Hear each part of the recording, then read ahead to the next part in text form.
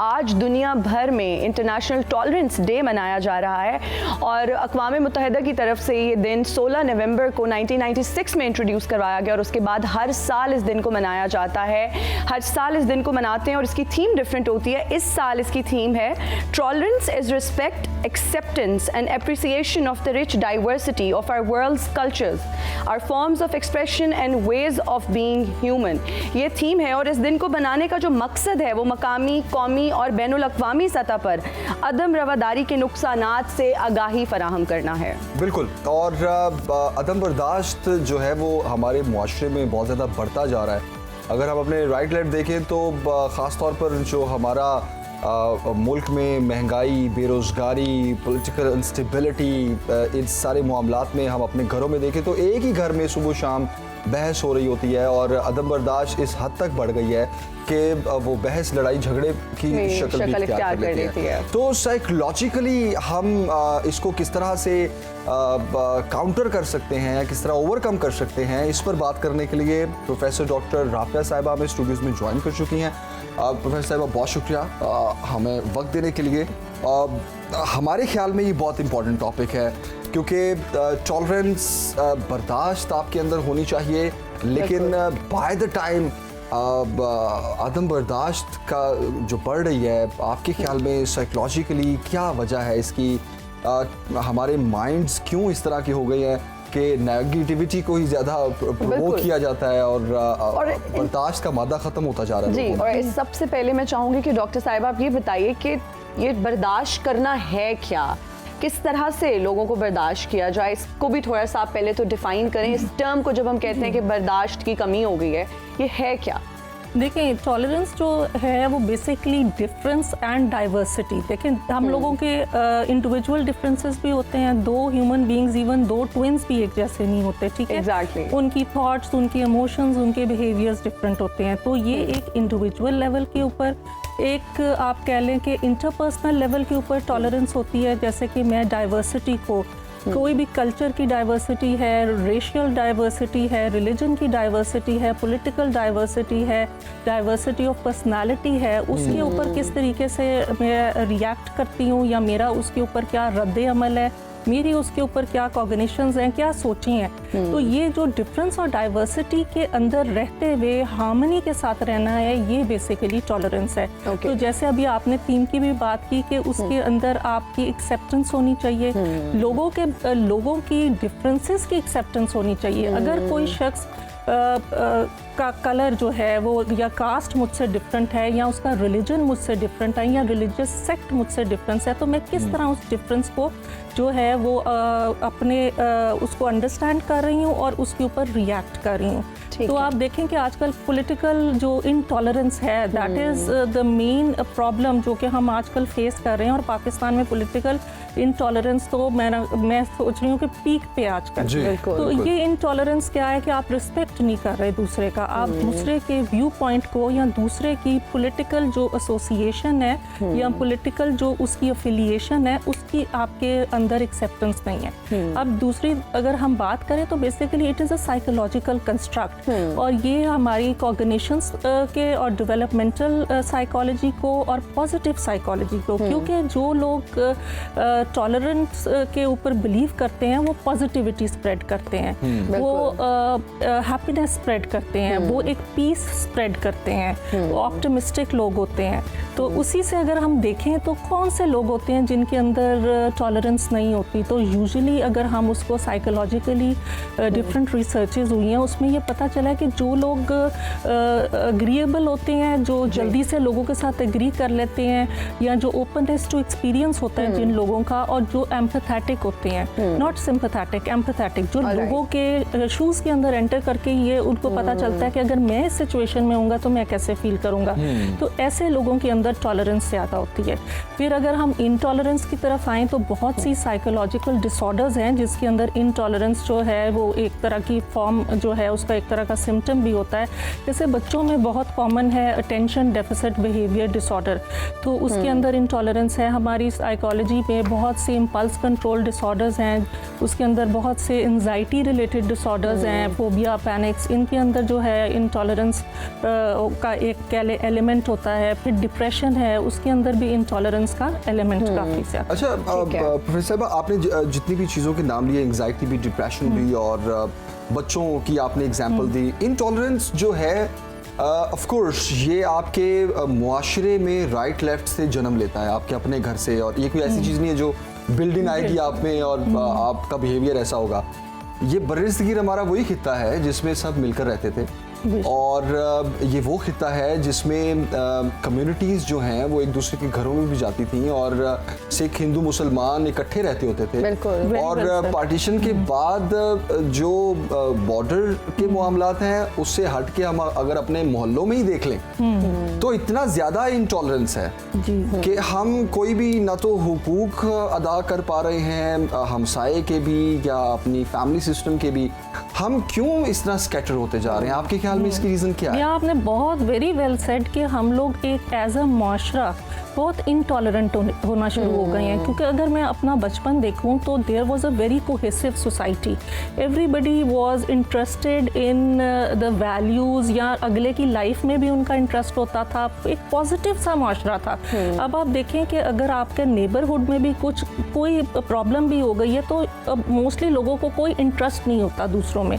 तो मेरे ख्याल में हम जो टॉलरेंस है या इस तरह के कोहेसिव माशरे में ये होता है कि लर्निंग थ्रू मॉडलिंग, जो बड़े करते हैं ना बच्चे उसी तरह सीखना शुरू कर देते हैं, और कई दफ़ा रिवॉर्ड और पनिशमेंट के थ्रू भी हम टॉलरेंस सीखते हैं कि अगर आप किसी के साथ इंटरेक्ट कर रहे हैं, आप अगर वहाँ से आपको जो है पॉजिटिव रीइंफोर्समेंट नहीं मिलती तो आप पीछे होना शुरू हो जाते हैं। तो मेरे ख्याल में हमारे ओवर दीज जनरेशंस या इंटर जनरेशनल ना थोड़ा सा ना लोगों के अंदर इंटरेस्ट, लोगों की वैल्यूज़, लोगों की वेलबींग के अंदर इंटरेस्ट या लोगों के साथ प्यार मोहब्बत कम होना शुरू हो गया। और इसकी जो बेसिक रीजंस हैं, कुछ इकोनॉमिक रीजंस हैं, आप देख लें कि उस तरीके से इकोनॉमिक स्टेबिलिटी नहीं है माशरे में, ये एक बहुत बड़ा फैक्टर है। देखिए पहले ज़मानों में ये होता था कोई चीज़ पकती थी ना तो आपके नेबरहुड में 7 घरों में भी लोग उसको डिस्ट्रीब्यूट करते थे और मिल के खाते थे। अब अगर किसी के घर कुछ पक रहा है तो वो उसी के घर पक रहा है, ठीक है। तो वो एक कल्चर जो होता था ना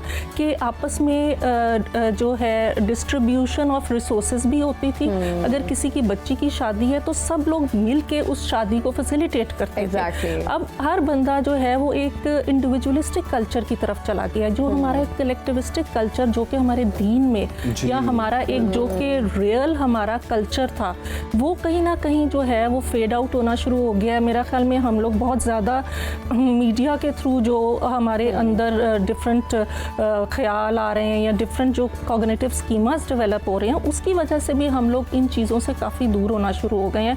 हम इनटॉलरेंस देखें, आप सड़कों पे देखें कि गर्मियां अगर होंगी तो आप देखें कि लोगों की लड़ाई सड़कों पे किस तरह शुरू हो जाती है। अगर कोई शख्स आपकी गाड़ी के आगे आ जाता है, कोई अगर साइकिल वाला है बेचारा गरीब, आपकी लड़ाई शुरू हो जाती है। और इसी तरह अगर कोई आपको वैसे बाईपास कर लेता है तो उससे भी लड़ाई शुरू, किसी की तरफ कोई देख लेता है इस पे भी लड़ाई शुरू हो जाती है, मुझे इस तरह देखा क्यों है। तो कुछ हद तक मेरा ख्याल में हमें अपने रवैयों को दोबारा से रीमॉड्यूल करने की ज़रूरत है, रीएवैल्यूएट करने की ज़रूरत है कि हम लोग आपस में क्यों इस तरीके से बिहेव कर रहे हैं। अगर हम इसी तरह बिहेव करते रहेंगे तो बिलीव मी जो हमारे बाद की जनरेशन्स हैं वो किसी को देखना भी पसंद नहीं करेंगी। वो टॉलरेंस छोड़ें, वो किसी की तरफ देखना पसंद, किसी से बात करना पसंद नहीं करेंगी। और ये सब चीज़ें देखें ये हम लर्न करते हैं। एक बड़ी अच्छी एक्सपेरिमेंटल स्टडी 1960s में हुई, Gugu doll experiment. Albert Bandura एक साइकोलॉजिस्ट है, उन्होंने की कि उन्होंने बच्चों को दिखाया एक वीडियो में कि बड़े एक डॉल को मार रहे हैं, तो बच्चों ने भी वही चीज़ पिक करनी शुरू कर दी जो वो कर रहे थे। तो ये मैसेज ये है कि हम अगर आज इनटॉलरेंट हैं तो आपके बच्चे आपके साथ भी टॉलरेंस शो नहीं करेंगे। हम देखिए कितने हम लोग इंसिडेंसेस देखते हैं जिसके अंदर पेरेंट्स को बच्चों ने मारा या घरों से निकाल देते हैं। ओल्ड होम्स का हमारे यहाँ पे कल्चर डेवलप हो गया। ये सब क्या निशानियाँ, ये इनटॉलरेंस की निशानियाँ हैं कि हम इंडिविजुअल लेवल पे, इंटरपर्सनल लेवल पे, कह लें कि एक कम्युनिटी लेवल पे भी हमारी टॉलरेंस बिल्कुल कम होनी शुरू हो गई। बिल्कुल, आपने बिल्कुल सही कहा डॉक्टर साहिबा, और आपने ये भी कहा कि हमें अपने आप को री इवैल्यूएट करने की ज़रूरत है, हमें देखने की ज़रूरत है, अपने रवैयों में तब्दीली की ज़रूरत है। बताइएगा कि किस तरह से हम इस इंटॉलरेंस को ख़त्म कर सकते हैं, किस तरह से अपनी जनरेशन्स को हम एजुकेट कर सकते हैं, क्योंकि आपने बिल्कुल सही कहा कि बच्चे जो बड़ों को जिस तरह जो करते हुए देखते हैं उसी तरह उन्हीं को इमिटेट करते हैं। तो अगर आज हम अपनी जनरेशन को ये मैसेज नहीं देंगे तो फ्यूचर में तो बिल्कुल बर्दाश्त खत्म हो जाएगी। देखिए, सबसे इम्पोर्टेंट ये है कि हम इन ग्रुप और आउट ग्रुप का शिकार हो गए हैं। हम लोगों के लिए हमारे पास टाइम नहीं है। जब इंटॉलरेंट होते हैं, जब आपको अगले बंदे के बारे में पता नहीं होता, ठीक है, तो बेहतर ये होता है कि आपकी कम्युनिकेशन गैप जो है उसको आप कम करें, आप लोगों के साथ कम्युनिकेट करें, ताकि आपको जो डिफरेंसेस नज़र आ रहे हैं, कई दफ़ा वो इतने डिफरेंसेस होते भी नहीं हैं, और फिर जब आप लोगों के साथ कम्युनिकेट करते हैं तो वो डिफरेंसेस कहीं ना कहीं डिसवेड हो जाते हैं, फेड आउट हो जाते हैं, और आपका उनके साथ एक तरह का लेवल बन जाता है। तो देखिए, हमारे यहाँ पे पॉलिटिकल ग्रुप्स हैं, लोग आपस में एक दूसरे को नेगेटिव कॉनोटेशंस में गाली गलौज, बुरी बात करते हैं। ये एक बहुत बड़ी एग्जांपल है इंटॉलरेंस की, और ये जब ऊपर के लेवल पे होता है तो वो डेफिनेटली ट्रिकल डाउन इफेक्ट होता है, और वो नीचे तक सारी चीज़ें आती है। अगर हमारे यहाँ पे माशरे में बड़े बड़े political leaders, irrespective of any group, I am not talking about any group, अगर वो इस तरह का बिहेवियर शो करेंगे तो वो ट्रिकल डाउन इफेक्ट होगा। आपकी अगर असेंबलीज में जो हो रहा है या जो आपकी सड़कों पे होगा वो वही होगा, आपके दीनी मदारिस में भी वही होगा, आपकी यूनिवर्सिटीज़ में, दरसगाहों में, हर जगह वही ट्रिकल डाउन इफेक्ट आएगा। तो उसमें यह है कि हमें थोड़ा सा टाइम अपनी ज़िंदगियों में इंसानों के लिए निकालना चाहिए, हमें थोड़ा सा आपस में इंटरेक्शंस इम्प्रूव करनी चाहिए, हमें जहाँ डिफरेंसेस हैं उनको अंडरस्टैंड करना चाहिए। और लिविंग इन अ सोसाइटी, आप देखें मल्टीकल्चरल सोसाइटीज़ होती हैं, और वहाँ पे लोग हिंदू, मुस्लिम, सिख, ईसाई, व्हाटएवर नेशन, वो इकट्ठे रह रहे होते हैं। आप देखें कनाडा इज़ अ मल्टीकल्चरल मुल्क, उसके अंदर अगर लोग प्यार से रह रहे हैं तो वो क्यों रह रहे हैं? क्योंकि वो इंटरेक्ट करते हैं एक दूसरे से। जहाँ इंटरेक्शन ख़त्म होगी वहाँ पे आपकी कॉग्निटिव स्कीमाज में, आपके माइंड में, आपकी सोचों में एक डिफरेंस आना शुरू हो जाएगा। जब वो डिफरेंस ख़त्म होगा कम्युनिकेशन से, ऑटोमेटिकली इनटॉलरेंस भी ख़त्म होनी शुरू हो जाएगी। साथ मैं पेरेंट्स को भी ये कहूँगी, मैं अपने पॉलिटिकल लीडर्स को भी ये कहूँगी कि प्लीज़ आप लोग अपने रवैयों को रिविज़िट करें, अपनी जो आपकी एक वर्बैटम है, एक नरेटिव है, उसको चेंज करें, पॉजिटिव नरेटिव में बात करें। देखें, मैसेज हर तरीके से पहुँच सकता है, frequency of a message is very important, लेकिन ज़रूरी नहीं कि हम उसको एग्रेसिवली ही हम उसको करें। और इनटॉलरेंस को ख़त्म करने के लिए हमें चाहिए कि हम अपने माशरे में पार्क्स, हम ऐसी आउटलेट्स क्रिएट करें बच्चों के लिए, बड़ों के लिए, बुजुर्गों के लिए, जहाँ पे वो अपना एग्रेशन, देखिए aggression is a natural process, अगर वो अंदर रहेगा तो वो कहीं ना कहीं नेगेटिविटी में सामने आएगा। तो वो अगर पार्क्स होंगे, हमारी एक्टिविटीज़ होंगी, स्पोर्ट्स होंगी, आप देखें जिन दिनों में क्रिकेट मैच हो रहा होता है या कोई गेम्स हो रही होती हैं तो लोग बड़े सुकून में होते हैं। उन दिनों में हमने एक स्टडी की थी कि फ्रीक्वेंसी जो लड़ाइयाँ सड़कों पर होती है वो बहुत कम हो जाती हैं। वैसे तो लोग निकलते ही नहीं है मैच के आगे से, अगर निकल भी आए तो मतलब दे आर मेंटली रिलैक्स्ड। तो अपनी कौम को हमें रिलैक्स करना चाहिए, उनको एक पॉजिटिव मैसेज देना चाहिए, और उस ट्रिकल डाउन इफेक्ट को, जो कि नेगेटिविटी है, उसको कम करना चाहिए। अच्छा प्रोफेसर साहब, आपकी सारी गुफ्तगू से मेरे जहन में हमारे पॉलिटिशियंस के रवैयों के हवाले से भी कुछ सवालात आए हैं, और ख़ास तौर पर आपका ये कहना कि ये ऊपर से शुरू होता है और फिर नीचे तक जाता है। उससे पहले आपने कहा कि हम बड़ों को जो करते हुए देखते हैं वो सीखते हैं। अच्छा, हमारे बड़ों ने तो ऐसा कुछ नहीं किया, लेकिन आज के बड़ों ने ये कहाँ से सीखा? एक तो मेरा ये सवाल है, ना तो ये वेस्ट में कल्चर है ऐसा कि आपने अच्छा बाहर देखा हो कि हमसाया दूसरे हमसायों को बुलाता भी नहीं है या बात भी नहीं करता, ना तो वेस्ट में ऐसा है, ना हमें दुनिया में कहीं और ये एग्जाम्पल मिलती है, ना इवन मुस्लिम कंट्रीज में मिलती है। हाँ, कम्युनिटी सेंटर्स की आपकी मिसाल बहुत फिट बैठती है कि हमारे कम्युनिटी सेंटर्स नहीं है, हम इंटरेक्ट नहीं करते एक दूसरे के साथ, लेकिन ये हमने सीख कहाँ से लिया? हम कहाँ से इंजेक्ट कर दिया गया हमारी सोसाइटी में? एजेंट्स ऑफ सोशलाइजेशन सिर्फ हमारा एक फैमिली यूनिट नहीं होता, एजेंट ऑफ सोशलाइजेशन आपका मीडिया भी है। आपका मीडिया से आप क्या मैसेज ले रहे हैं? Very strong messages from the media. आप देखें कि हमारे जो अब बुजुर्ग हैं वो अगर घरों में बैठे हैं तो वो सारा दिन अगर टेलीविज़न देख रहे हैं, आप कहीं ना कहीं बैक ऑफ द माइंड उनको वहाँ पे वो मैसेज मिल रहा है। और फिर इकोनॉमिक सिचुएशन जो है, जो आप लोगों का एक कह लें कि एक माशरा जो है और जिसके अंदर कोई कह लें कि हम बच्चे को बाहर भेजते हुए अब डरते हैं, ठीक है। देयर वाज अ टाइम जब हम लोग बाहर क्रिकेट खेलते होते थे, हम पूरे एरिया के बच्चे मिलके खेला करते थे। अब आप अपने बच्चे को बाहर भेजते हुए डरते हैं जब आपके अंदर ही इतना कह लें कि इंस्टेबिलिटी हो, आपके अंदर ही क्राइम रेट इतना ज़्यादा हो, जहाँ पे बच्चे अबडक्ट होते हैं, जहाँ पे बच्चों के ऑर्गन्स निकाले जाएं। पेरेंट्स तो डरे हुए हैं, पेरेंट्स कैसे अपने बच्चों को बाहर भेजें, और फिर उसी मैसेज से बड़े भी वही चीज़ सीखना शुरू कर देते हैं। वो भी उनकी भी उतनी नहीं एसोसिएशन रही।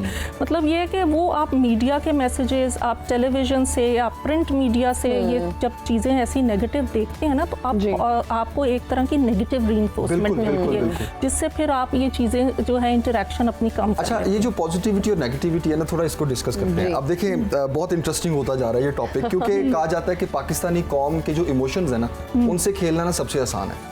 वो इमोशंस जो है ना, वो पॉलिटिकल भी हो सकते हैं, वो एहसास कमतरी जगाना, और वो रिलीजियस जो डिफरेंसेस हैं, ठीक है, हम डिफरेंसेस को नहीं छेड़ते, ठीक है, लेकिन हम इमोशंस के बारे में जरूर बात करेंगे। इमोशंस हमारी मुआशरे में ऐसे है कि आप इमोशनली ब्लैकमेल करें, हमारे ड्रामास देख लें जिनकी आप मिसाल दे रहे हैं, हमारे पॉलिटिशियंस, हमारी अब टीवी पे क्या नजर आ रहा है, या पॉलिटिक्स नजर आ रही है या ड्रामास नजर आ रहे हैं। अब ड्रामास में हम क्या मैसेज दे रहे हैं और पॉलिटिकली हमारे फिगर्स क्या मैसेज दे रहे हैं, कोई फर्क नहीं है उसमें, बिल्कुल, ठीक है। तो ओवरकम हमने मिलके करना है। तो हमें देखने वाले इस टाइम अपने घरों में इस चीज को आपके जरिए ज़हनों में बिठाएं कि इमोशंस ठीक है, इमोशनली वो बहुत इंपॉर्टेंट है आपकी पर्सनालिटी में, लेकिन पॉजिटिविटी और नेगेटिविटी को डिफरेंशिएट किस तरह से किया जाए और कितना जरूरी है ये? देखिए, बहुत इजी होता है नेगेटिविटी का शिकार होना, और बहुत मुश्किल होता है अपने आप को पॉजिटिव रखना, ठीक है। देखिए, एंगर एक नेगेटिव इमोशन है, लेकिन है इमोशन। हम ये नहीं कह सकते कि किसी को गुस्सा नहीं चढ़ेगा, ठीक है,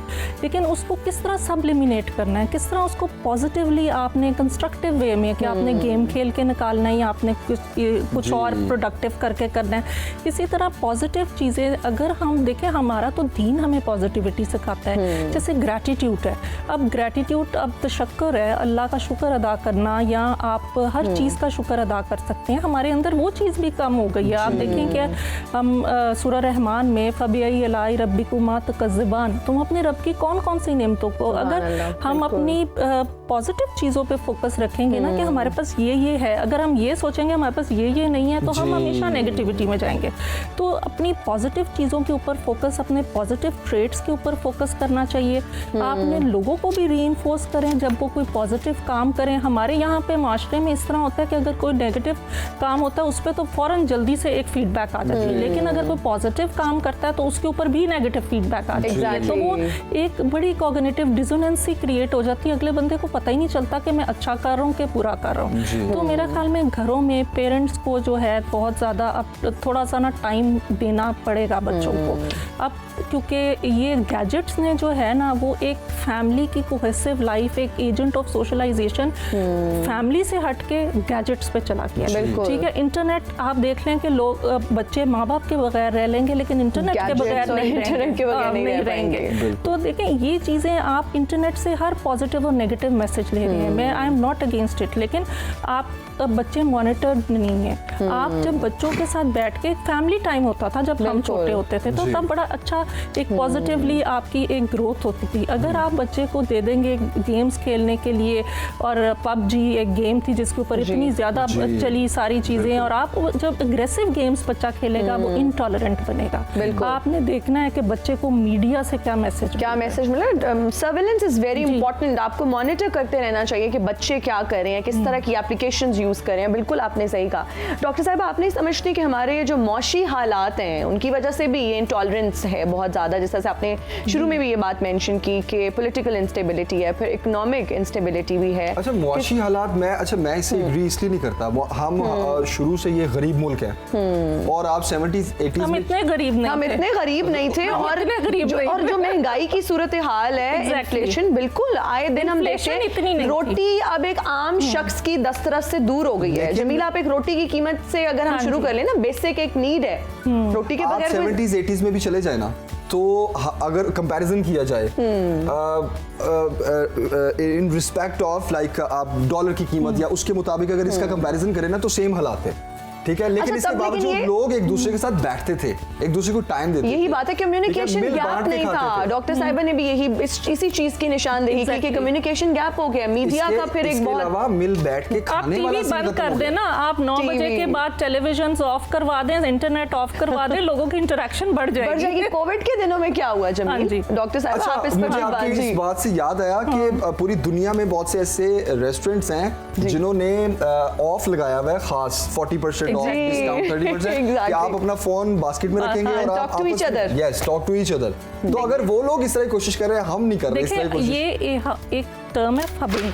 ये फबिंग टर्म है कि अगले बंदे को अगर आप वो आपसे बात करना चाह रहे हो और आप अपने टेलीफोन पे हैं तो it is sort of a negative connotation. आप उसको ये शो कर रहे हैं कि you are not important but the telephone is more important. तो देखें ये अब आजकल का मैसेज अब हमारे पेरेंट्स थे, हमें जब हम उनके साथ इंटरेक्ट करते थे तो वो हमें कहते थे टेलीफोन अपना रख के आओ। बिल्कुल। अब हमारे बच्चे हैं, हम उनको ये मैसेज दे भी दें तो वो बच्चे बार बार फिर भी देख रहे होते हैं। मतलब ये कि ये इस तरह की एडिक्शन है कि जिसकी वजह से हमारे जितने भी पैरामीटर्स थे हमारे आपस में इंटरेक्शन के, वो सारे डिरेल्ड हो गए हैं। अच्छा, आपको नहीं लगता कि पेरेंट्स ये कोशिश मोस्टली करना भी नहीं चाहते? वो खुद भी कर रहे होते हैं, वो खुद कर रहे होते हैं और उनको ये बड़ा आसान एक टूल लगता है कि बच्चे आके हाथ में फोन दे दो, खुद स्कूल से बैठ जाओ। लेकिन मुझे लगता है डॉक्टर साहिबा इंटरनेट, ये टेक्नोलॉजी ने हमारी जिंदगियों को बहुत हद तक आसान भी बनाया है। ये जो इंटरनेट, ये जो फोन का एक्सेस है और फिर हर चीज के प्रोज एंड कॉन्स है। लेकिन हमने उसमें से नेगेटिविटी पिक कर ली। प्रॉब्लम ये है हम उसका पॉजिटिव इस्तेमाल आप करें। उसको यूज करें, लेकिन आप उसको एडिक्शन के लेवल तक यूज ना करें। जैसे कि मैं अक्सर कहती हूँ कि ऑडिट योर मीडिया डाइट। आप हर वक्त अगर मीडिया पे रहेंगे तो एक रिसर्च हुई है जिसके अंदर कहा है कि जो लोग इंस्टाग्राम बहुत ज्यादा यूज करते हैं उनमें सबसे ज्यादा डिप्रेशन होता है। देखिए आप अपने आप को, अगला बंदा तो अपनी पॉजिटिव रील शो कर रहा होता है, कोई भी अपनी बुरी पिक्चर या कोई बुरे मोमेंट्स नहीं शेयर करता, लेकिन यह है कि आप उसको देख के फिर आप अपना उसके साथ मुआवजा जब करते हैं, जब कंपैरिजन करते हैं तो आप डिप्रेशन में जाना शुरू हो जाते हैं। इंफीरियरिटी कॉम्प्लेक्स में बहुत सारे लोग मुब्तला हो जाते हैं। क्रिएट होती है लोगों में, बच्चों में। मैं अल्लाह का शुक्र अदा करता हूँ कि मैं इंस्टाग्राम पे एक्टिव नहीं हूँ। मैं सोशल मीडिया पे हूँ, लेकिन मैं इस हद तक क्रेजी नहीं हूँ कि मैंने यूज करना है। अच्छा, ये भी मुझे लगता है आप बिल्कुल ठीक कह रहे हैं। हर चीज का इस्तेमाल जो है वो एक बैलेंस तरीके से आप करें, इक्विलिब्रियम होना चाहिए। ये ऐसा चस्का है जो आपको इंडल्ज करता जाता है। अच्छा, बहुत सारे लोगों का सोर्स ऑफ अर्निंग भी है जमील, फिर इसको अगर बन गया ना सोर्स ऑफ, वो बना दिया गया सोर्स, बना दिया गया। लेकिन डॉक्टर साहिबा की बात से मैं बिल्कुल इत्तेफाक करूंगी कि चीज जो भी आप इस्तेमाल करें उसके फिर प्रोज भी हैं, कॉन्स भी हैं, आप उसका अच्छा इस्तेमाल करें। आप नेगेटिविटी की तरफ ना जाएं। आप अपना एक घंटा आप रख लें स्पेसिफिकली कि जी ये मेरा घंटा है, इसमें मैंने सोशल मीडिया इस्तेमाल करना है, इससे ज्यादा मैंने नहीं करना। मेरी बात सुनिए, अगर आपको हर घंटे वहां से पैसे आ रहे हो तो आप तो फिर 10 घंटे भी यूज करेंगे तो आप साइकोटिक रोबोटिक हो जाएंगे। पैसे नहीं ना आ रहे होते, देखिए हर एक को पैसे नहीं आ रहे होते। कुछ लोग जो है वो अपने पैसे गवा भी रहे होते हैं, दे आर नॉट वर्किंग। और आपके वर्क प्लेसेस के ऊपर मेरा ख्याल में इन चीज़ों को बैन कर देना चाहिए ताकि लोग जो हैं वो अपना काम ध्यान से करें। और स्टूडेंट्स के तो हम कोशिश करते हैं, लेकिन ये है कि कई स्टूडेंट्स को इतनी एडिक्शन होती है कि वो फिर भी देखते रहते हैं, क्लास में भी देखते रहते हैं। तो देखिए जब आप बहुत ज़्यादा भी, इससे भी ब्रेन की एक्टिविटी इंक्रीज होती है। जैसे एपिलेप्सी में जो है रैपिड फायरिंग होती है न्यूरॉन्स की, उसी तरह इसको जब आप बहुत ज़्यादा यूज़ करते हो, स्क्रीन टाइम इंक्रीज होता है तो रैपिड फायरिंग स्टार्ट होती है, उससे एग्रेशन इंक्रीज होता है, उससे आपके अंदर हार्मोनल चेंजेस आते हैं, एग्रेशन हार्मोन्स इंक्रीज होते हैं। तो एग्जैक्टली वो इनटॉलरेंस की तरफ जाएगा ना। एक बंदा चिड़चिड़ा होना शुरू हो जाएगा जो इतना ज़्यादा मीडिया यूज़ करेगा, सारा दिन सेडेंटरी लाइफ होगी, उठेगा नहीं, सोफे से नहीं हिलेगा, बेड पे बैठा रहेगा, तो उसकी फिजिकल, बच्चे की अगर नहीं एक्टिविटी बढ़े की नहीं है तो वो उसका जितना एंगर एग्रेशन है वो उसके अंदर ही रहेगा। तो इसलिए ये फिजिकल एक्टिविटी अब बच्चों की कम हो गई है। बाहर जाते थे, पार्क्स में खेलते थे तो बच्चे जो थे इंटरैक्ट भी करते थे, हर तरह के एज ग्रुप को इंटरैक्ट करते थे, टॉलरेंट थे। लेकिन अगर बच्चे ने सिर्फ अपने मीडिया से इंटरैक्ट करना है और बाहर ही नहीं निकलना तो ऐसे बच्चे की जो है इंटॉलरेंस ऑटोमेटिकली ज्यादा हो जाएगी, अपने शेल में भी वो रहेगा। अच्छा डॉक्टर साहिबा, जाते जाते जल्दी से देखने वालों को मैसेज दे दें आज के दिन के हवाले से क्या मैसेज देना चाहेंगे? देखिए, मैं तो यही कहूँगी कि हमारा दीन भी प्रमोट करता है टॉलरेंस को, चाहे वो पॉलिटिकल हो, चाहे वो किसी रिलीजन सेक्ट से हो। अगर हमने एक हार्मोनियस, एक पीसफुल माशरा बनाना है, एक पीस लविंग बच्चे अगली जनरेशन के प्रोड्यूस होने हैं, तो वो इसी तरीके से हो सकते हैं कि हम सब जो है वो टॉलरेंट हों, एक दूसरे की डिफरेंसेस से उनको एक्सेप्ट करें, रिस्पेक्ट करें, अप्रिशिएट करें difference. Thank you so much. बहुत शुक्रिया प्रोफेसर डॉक्टर राफिया हमारे साथ थी, और बहुत अच्छा लगा आपको हमारे सेट पे आप आई और हमने बड़ी अच्छी प्रोडक्टिव डिस्कशन की। पॉजिटिविटी को अपनाना है जनाब, नेगेटिविटी से दूर भागना है। और डॉक्टर साहबा ने जिस तरह बहुत अच्छी बात की है कि टॉलरेंस जो है वो आपकी पर्सनैलिटी में जब होगी तभी आपके मुआशरे में वो फिर जन्म लेगी। तो आज के जो दिन मनाने का मकसद था और जो हमारी डिस्कशन का मकसद भी यही था कि पॉलिटिकल डिफरेंसेस हो, बहस हो रही हो, कुछ भी हो रहा, जरा खामोश होके तो देखें और आज से ही लोगों को टॉलरेट करना शुरू करें। अगर आपका कोई भी पॉलिटिकल से जमील नबी का कोई भी किसी किस्म का भी किसी से डिफरेंस है, प्लीज अपनी जिंदगी में इसको आज से इम्प्लीमेंट करना जो है ना शुरू कर दें। और वैसे भी कहा जाता है हिक चुप ते सौ सुख।